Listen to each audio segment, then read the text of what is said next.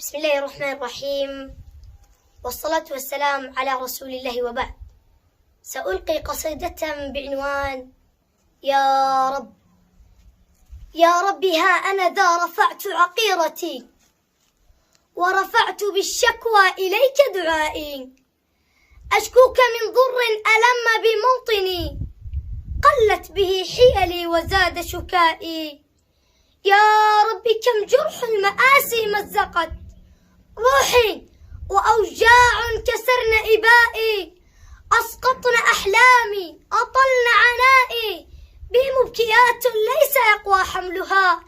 يا رب، لا صحبي ولا أعدائي، ماذا أسرك بالسجود وبالذي ما ليس يقوى سردهن هجائي.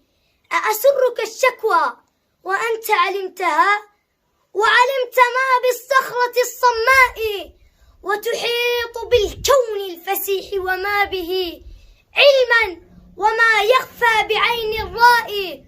عذنا بنورك أشرقت من نوره كلح الدجى من أن ترد دعائي، أو أن نبوء بسوءة نجزى بها غضبا فسخطك دهمة الدهماء.